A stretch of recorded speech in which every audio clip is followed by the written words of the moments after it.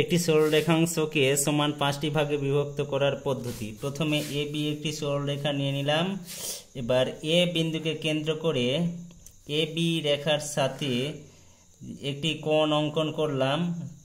সেই একই মাপের কোণ নিয়ে কোণ অঙ্কন করলাম বি বিন্দুতে এ বি সরলরেখাংশকে কেন্দ্র করে এ বি সরলরেখাংশের সাথে।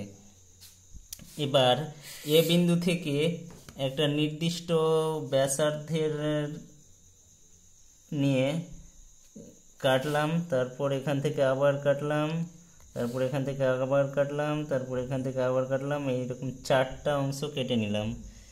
এবার সেই দৈর্ঘ্যটা নিয়েই, এখানে যে দৈর্ঘ্য আছে সেই দৈর্ঘ্য নিয়েই বি বিন্দু থেকে কাটলাম, এইরকম কাটলাম, কাটলাম, আবার কাটলাম, হয়ে গেল।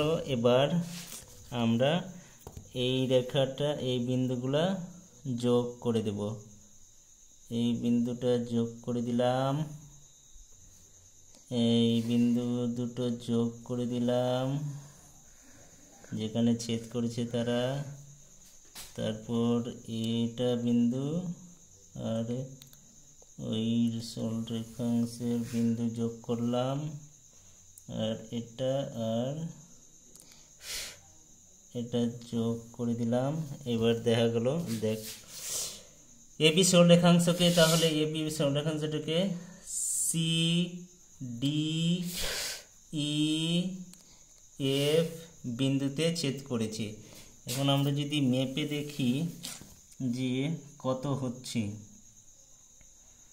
এই যে এখান থেকে 1 হচ্ছে 1.8, 5, 6, 7, 8, 1.8। তারপর এখান থেকে হয়ে যাচ্ছে, এটাও হয়ে যাচ্ছে 1.8, এটাও হয়ে যাচ্ছে 1.8, এটাও হয়ে যাচ্ছে 1.8, 1.8, এটাও হয়ে যাচ্ছে 1.8। তার মানে আমাদের এ বি সরলরেখাটাকে সমান 5টা ভাগে বিভক্ত করা হয়ে গেল। এইভাবে